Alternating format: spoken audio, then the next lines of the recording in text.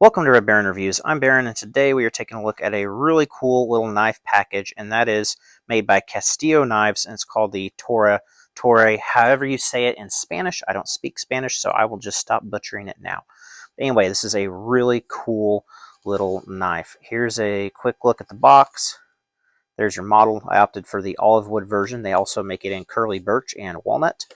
And yeah, there's the about. You can pause that if you want to. I'm not big on unboxing, so here we go. That being said, I will unbox this though because they did a great job of presenting the knife. So out of the box, this is what it looks like, and it is beautiful. This knife is really well made. I can tell just from picking it up and putting it in my hands. With this, let's just fly through the specs real quick. It has a closed length of 4 inches. It has an overall length of 7 inches. Blade is 3 inches with a cutting edge of just over 2.6 inches. The overall width and thickness is going to be 0.63 inches, and it weighs only 2.6 ounces. This knife is a hollow ground for those who like that. If you don't, I don't know what's wrong with you because it makes a pretty good blade for EDC work. This is a stainless, and it is Sandvik 14C28N as in November stainless steel. So I don't know how this is going to hold up over time. I've only had one other knife in Sandvik steel, and it wasn't this type. It was a buck. But that knife held up pretty well, so I think that this one hopefully will. Again, this is just initial impressions. I'm letting you know what I think about it out of the box, and I think this knife is really high quality. As far as the fit and finish goes, I mean, it is wonderful. Now just look at the handle materials here.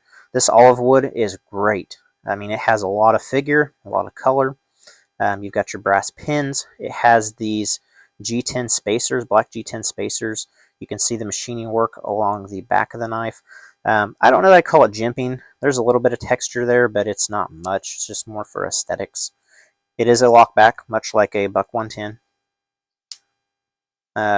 And then it's got this model in particular. This is what distinguishes this one from the others, is it's got this little thumb ramp right here, which initially in the pictures, this knife looks a lot bigger than what it actually is. I thought that that was going to be maybe in the way, because the one thing I don't like is when you get a knife with jimping like this, and then it kind of makes you want to choke up here, which is obviously a bad idea.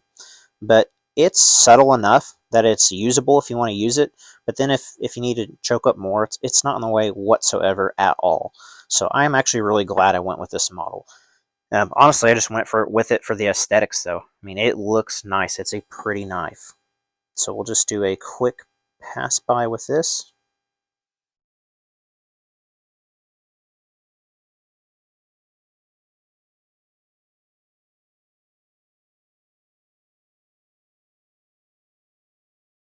And we will do a quick size comparison. So here it is next to the channel standby, the Victorinox Cadet.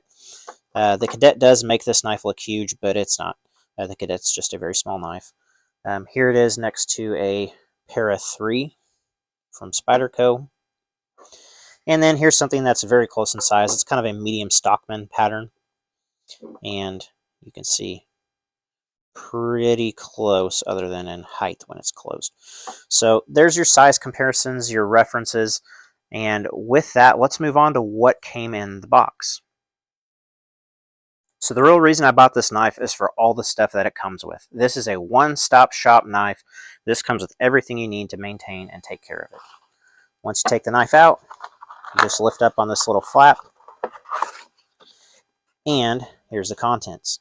So to start with, you've got a sharpening stone. You've got a really nice, high-quality leather slip.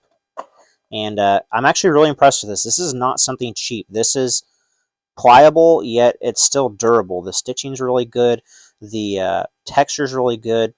This is going to be a great pocket slip, and I wish more manufacturers would do this. If they're going to do a pocket slip, do it as well as this one. This is a really nice touch. In addition to that, in the box, we've got just a few more things. We've got a ballistol wipe, again, to take care of the knife. You can use this both on wood and metal, which is perfect for this knife.